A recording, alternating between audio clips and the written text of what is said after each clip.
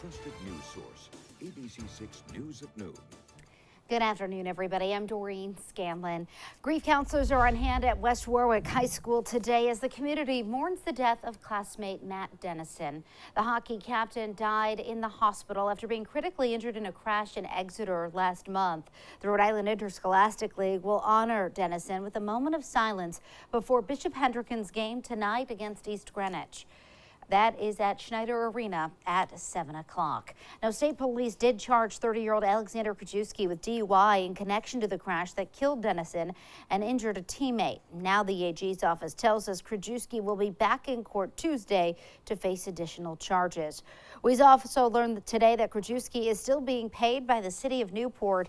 He is a firefighter there and is on paid leave. The city's director of HR tells us city administration is saddened by Dennison's death and continues to evaluate Krajewski's employment status. Now to the weather. Chelsea has a look at our forecast. Thanks, Doreen. We are looking at partly sunny conditions outside today. Can't complain too much about a March day that looks like this. We have temperatures that are in the low 50s. There's a breeze coming in out of the southeast, and most of us have warmed into that upper 40s and low 50s range outside as you're heading out the door for maybe your lunch hour, maybe you're sneaking out this afternoon, and we have an overall nice afternoon outside. Temperatures for the most part in the upper 40s and low 50s. Your satellite radar image right now still shows you sunshine, and we're going to continue to see partly sunny conditions as we head through the remainder of the afternoon. If you have Friday afternoon, Friday evening plans, we're in good shape. A blend of sun and clouds with those temperatures staying in the low 50s. We actually stay pretty mild overnight, but tomorrow will be a completely different story. We have rain, we have wind, we even have some snow in the forecast. I'll have a full weekend breakdown for you coming up in just a few minutes. Joy? All right, Chelsea, thank you. URI head basketball coach David Cox has been fired. ABC6 confirms Rhodey let go of Coach Cox after 4 years at the helm. Cox was an assistant coach under Dan Hurley for 4 seasons. He took over the head job after Hurley left to go to UConn. URI lost to Richmond in the first round of the A10 tournament last night before Cox was fired. Rhodey finished 15-16 on the season. And now to the big night ahead for the PC Friars. They are back at it in the semifinals of the Big East tournament today. PC beat Butler in an exciting final minute of yesterday's quarterfinal game at Madison Square Garden. Today, it's Creighton on the opposite side of the court, a team the Friars beat handily on senior night last month. Tip is at 6:30 for a trip to the Big East championship game. And happening now, Senator Jack Reed providing an update on the refugee crisis in Ukraine and how people here can step up to help. ABC6 News reporter Laura Puglisi is live for us in West Warwick at Cardi's with more on their efforts. Laura. Well, Doreen, we spoke to Senator Reed right here at Cardi's Furniture. We know that they're having a Ukraine aid drive tomorrow. Anybody from the public can come here, donate items, and they'll ship that to the Ukraine border to help people who really need that help right now. But we did speak to Senator Reed a little bit earlier about the situation there. The United Nations predicting more than 2 million people have already fled Ukraine, and that a total of 4 million more could need help in the coming months. And people want to help. We've already seen several fundraisers in our area. This weekend, Cardi's again collecting non-perishable food items and other personal items, things like clothing, sleeping bags, first aid. Senator Reed says it's amazing to see people step up, and especially not just here in Rhode Island, but really all over the country. They are allowing the people of Rhode Island to come forward and show their support for the people of Ukraine.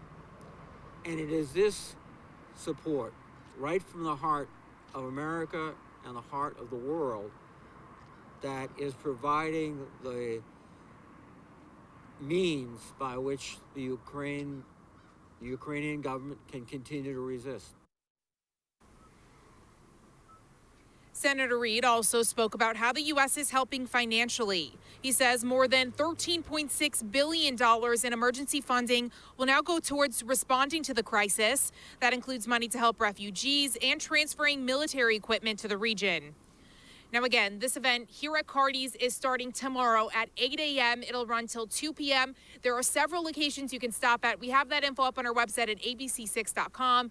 They also ask to box up your items and label them with what's inside. Again, more info up on our website, abc6.com. Reporting live in West Warwick, I'm Laura Puglisi, ABC6 News. All right, Laura, thank you. And now to the latest on the crisis in Ukraine. Russian troops advancing closer to Kyiv, Ukraine's capital city. And today, President Biden is moving to tighten sanctions on Russian President Vladimir Putin. ABC's Eka Jachi has more. Today, President Biden announcing new, stricter sanctions aimed at holding Russia accountable for its unprovoked war on Ukraine. We're going to hit Putin harder because the United States and our closest allies and partners are acting in unison. The totality of our sanctions and export controls is crushing the Russian economy. Still, President Putin meeting with Belarus's leader Alexander Lukashenko, attempting to put a positive spin on the sanctions, saying the USSR had lived successfully with sanctions, a questionable claim given the Soviet Union's eventual collapse. Russian citizens feeling the pressure of the global sanctions, businesses closing, even long lines at McDonald's before it and several other international chains leave the country. In Ukraine, the Russian military's attacks on civilians continues to escalate. Urgent growing concern for Mariupol, a city under constant siege for days now, where the mayor says hundreds of thousands of residents are trapped with no power, heat, and running out of food and medicine. Elsewhere, U.S. officials say Russian troops are now only 9 miles away from the capital, Kyiv. And now U.S. officials saying they're seeing indications that Russia may use false claims about the United States and Ukraine developing chemical weapons as a pretext for Russia to use them in an attack. In Poland, Vice President Kamala Harris calling for an international war crimes investigation of Russia. We have been witnessing for weeks, and certainly just in the last 24 hours, atrocities of unimaginable proportion. Now, earlier this morning, Vice President Kamala Harris meeting with troops stationed in Poland, reaffirming the United States' support for NATO allies in the region. Eka Jachi, ABC News, Washington.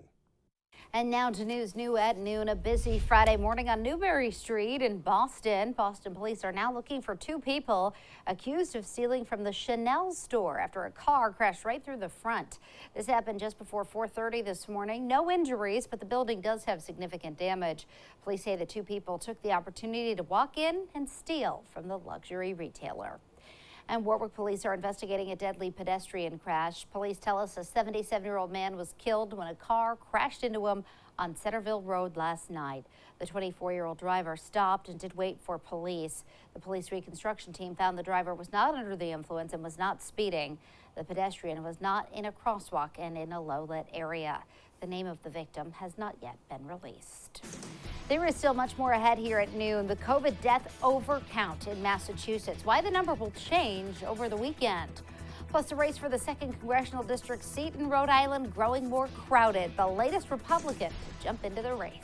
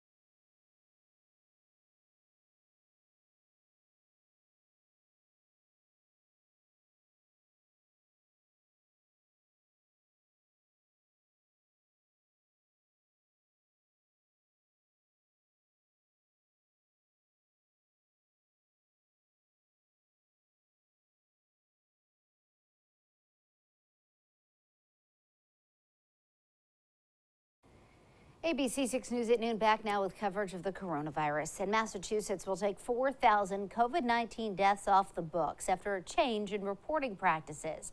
Health officials previously counted anyone who died within 60 days of a positive test as a COVID-19 death, even if they didn't have COVID-19 on their death certificate. But now that is being changed to 30 days. The state's dashboard currently reports nearly 23,000 coronavirus-related deaths.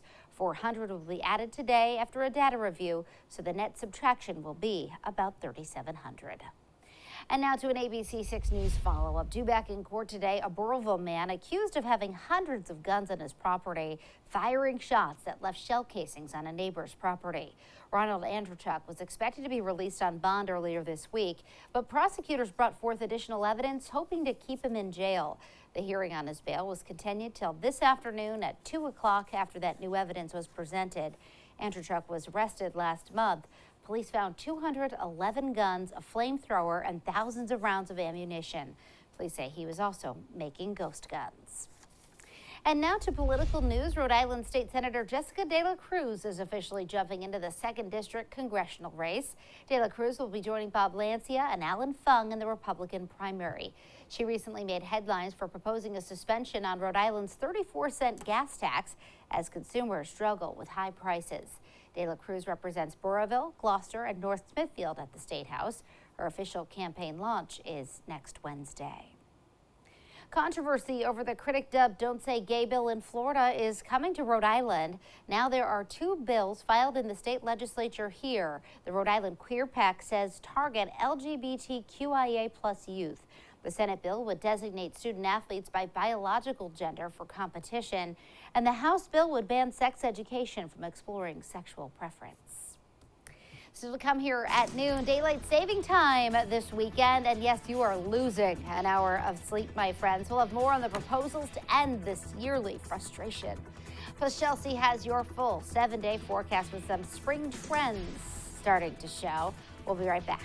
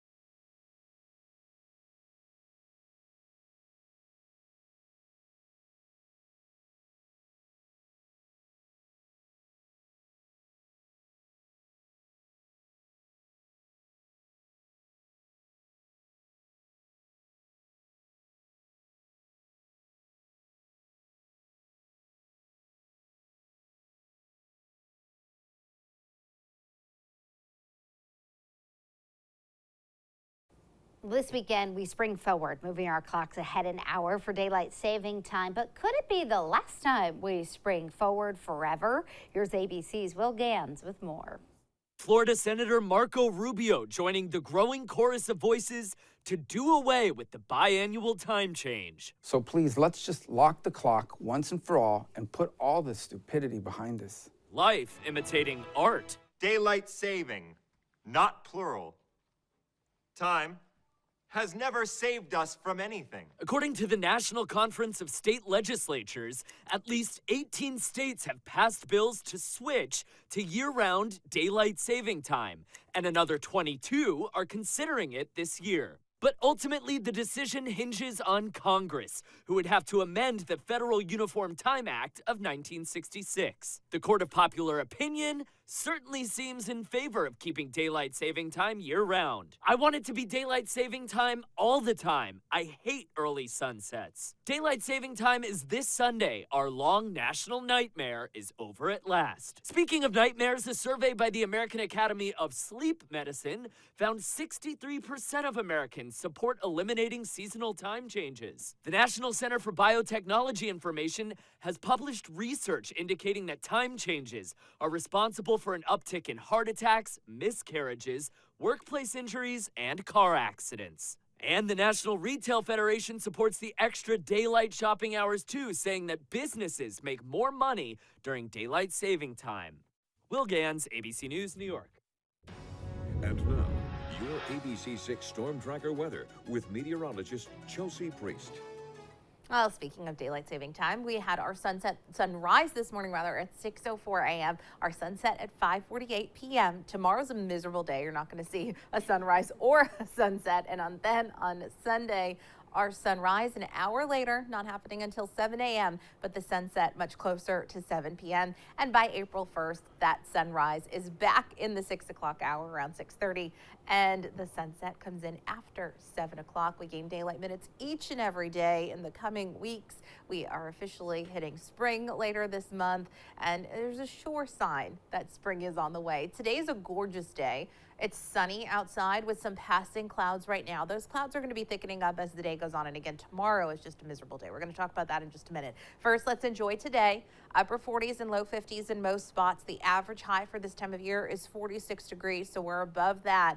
And we're going to see temperatures that stay mainly above average for almost the entire 7-day forecast. Even tomorrow with rain and wind coming in, we're looking at temperatures still around 50. Our one little hiccup, Sunday is going to be a cold day. It's going to be a windy day as well. So that 38 degrees is going to be feeling more like 28 degrees, about 10 degrees cooler than the actual temp when you factor in the wind as we head into Sunday. Satellite radar image right now shows you that things were relatively dry and quiet. There's a few thin clouds streaming in, and those clouds will be thickening up as the day goes on and we end up with overcast conditions as we head through tonight. But if you have Friday evening plans, we're all good for that. You'll have actually relatively mild conditions for the evening, and again, just clouds increasing. We'll go through things hour by hour because what we're looking at as we head through early tomorrow morning, scattered rain starting to move in the early morning hours. From there, the rain becomes more widespread. Heavy downpours, some rumbles of thunder possible at times through the morning hours into the early afternoon. From there, for the most part, we're on the warm side of the system, so we're talking about mainly rain. But on the backside, as cold air rushes in, we may end with just a little bit of snow on the backside. I'm not expecting a lot to accumulate at all, but just don't be surprised if you get some snow mixing in through tomorrow late in the afternoon and into the evening before we clear out completely. Now, we wake up with clear conditions on Sunday morning, but we're going to see very cold temperatures. It's still very windy behind that storm system, so actual temperatures Sunday morning in the low 20s, factor in the wind, single digits. Through the day on Sunday will be mainly sunny, but it does stay windy and cold. Anywhere from about ½ an inch to 1.5 inches of rain expected. And again, we are seeing mainly rain. You end up with a little bit of snow on top of that. Overall, I'm not expecting a ton of snow to accumulate. You'll see most of this is really just a coating. If you are traveling up into north and west Massachusetts, that's a different story on the colder side of the system. So just keep that in mind depending where you're traveling to this weekend.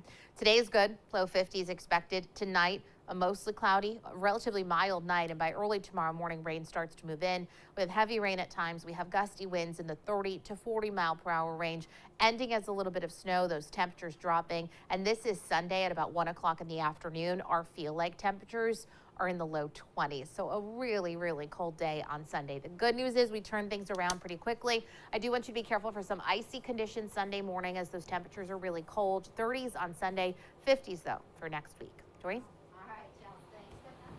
Baseball is back. The key dates you Sox fans need to know as the lockout comes to an end. And lacing up to make a difference. We'll introduce you to a Massachusetts man completing a 2,000-mile journey across the U.S.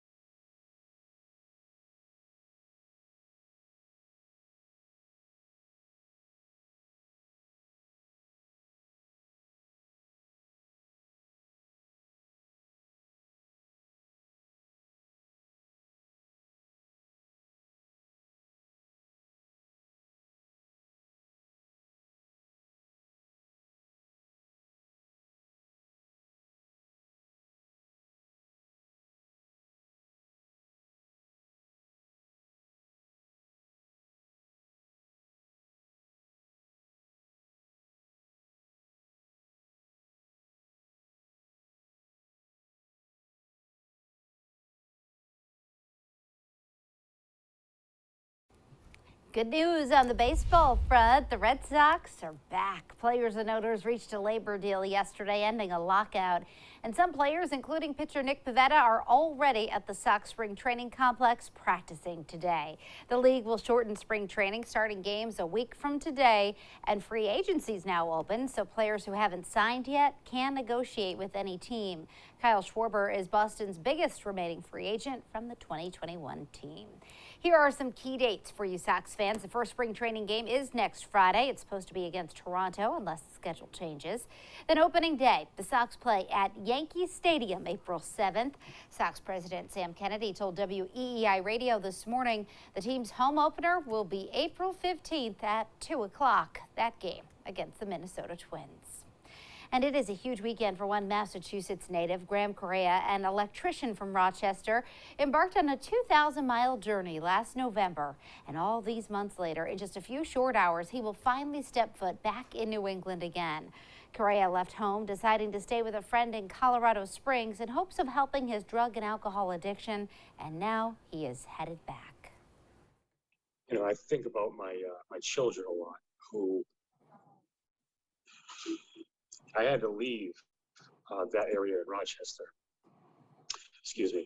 There's people who might not understand why a drug addict / alcoholic has to surrender all of that stuff.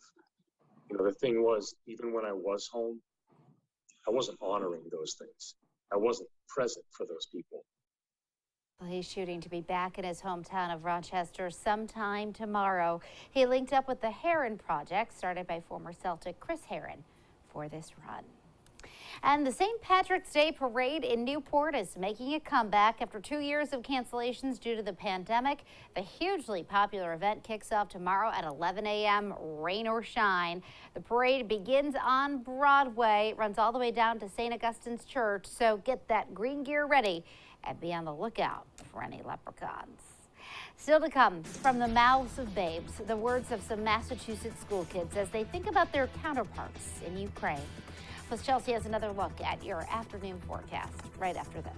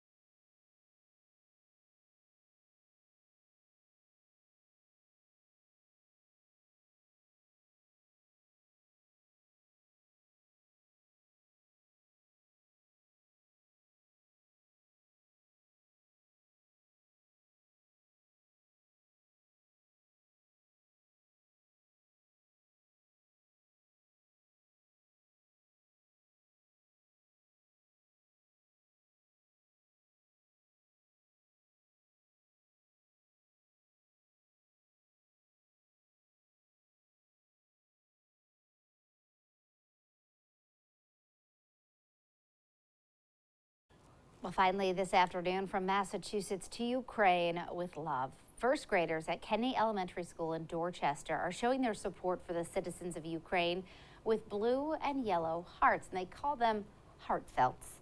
Teachers came up with the idea to help these 6- and 7-year-olds understand. Students say they want the people of Ukraine to feel the love because they said Russia is just being a bully. Yeah. It's a hard thing to explain to our kiddos, and we're trying to do our best doing it. And that's just a really unique way that those teachers came up with to kind of show them the love. Sending the hearts out. That's awesome. I like that. I know everybody wants to do something, It's even, true. even the little ones, so it's great. We are looking at a really nice day out there today. Tomorrow, a different story. We have rain, we have wind. It may end as a little bit of snow. Remember, we spring forward with the clocks this weekend, but Sunday it's going to be cold to start the day. Watch for ice, temps in the 20s, feeling more like the single digits, feeling like the 20s all day because of the wind, but next week looks much nicer. I have lined up the indoor projects for tomorrow, Chelsea. Good idea. All right, thank you. And thank you for joining us for the news at noon. The news continues first at 4. Have a great day, everybody.